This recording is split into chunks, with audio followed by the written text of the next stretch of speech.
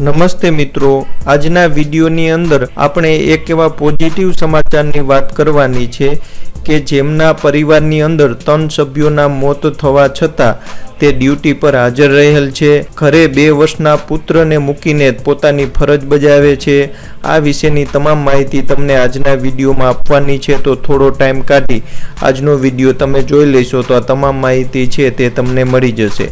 મિત્રો, વિડીયોની શરૂઆત કરી પહેલાં ખાસ વિનંતી છે, 87% કરતાં વધુ ગુજરાતી લોકો આપણી ચેનલના વિડીયો દરરોજ જુએ છે પરંતુ હજી સુધી ચેનલને સબસ્ક્રાઇબ નથી કરી, તો ખાસ નીચે લાલ કલરનું સબસ્ક્રાઇબનું બટન છે ને પ્રેસ કરો અને બાજુમાં રહેલ બેલ આઇકન પણ દબાવો, જેથી આ ચેનલ ઉપર જેવા વિડીયો અપલોડ થાય તરત જ તમને સૂચના મળી જાય। તો ચાલો મિત્રો, આપણે આજના વિડીયોની શરૂઆત કરી।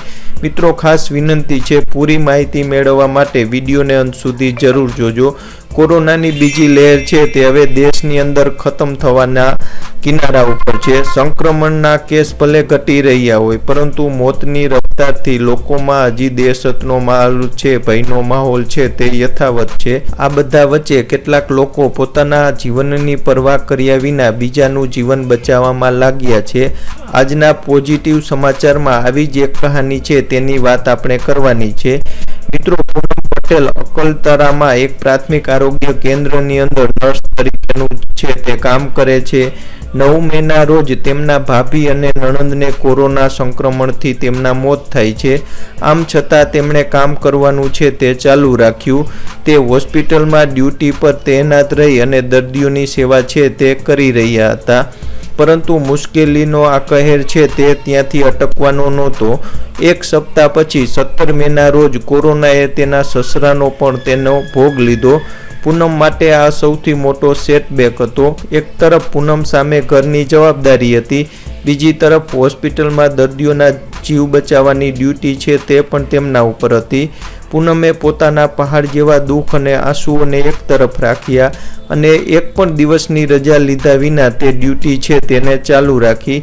પૂનમનું કહેવું છે કે મારા ભાભી અને નણંદની સારવાર તેમજ મારા સસરાની સારવાર કોવિડની હોસ્પિટલની અંદર જ્યારે દાખલ હતા, આ બધાના મૃત્યુના સમાચાર મળ્યા ત્યારે હું હોસ્પિટલની અંદર ડ્યુટી પર હાજર હતી। મનમાં હતું કે બધું છોડીને ઘરે જતી રહું, પણ મેં એવું છે તે ન કર્યું। પૂનમનું કહેવું છે કે જે લોકો ચાલ્યા ગયા છે તેમને તો પરત ન લાવી શકાય, પરંતુ જે લોકો હોસ્પિટલમાં બીમાર છે તેમને બચાવવાની કોશિશ તો આપણે ચોક્કસ કરી શકીએ, આવા તેના નેક વિચાર હતા। આખરે આ લોકો પણ આપણા પરિવાર જેવા જ છે જે હોસ્પિટલની અંદર દાખલ છે। આ જ વિચારી મેં રજા ન લીધી અને સતત કામ કરતી રહી, આવું પૂનમનું કહેવું છે। પૂનમને 2 વર્ષનો પુત્ર છે, તે એને ઘરમાં છોડીને કોવિડ હોસ્પિટલની અંદર પોતાની ડ્યુટી છે, ફરજ છે તે બજાવે છે।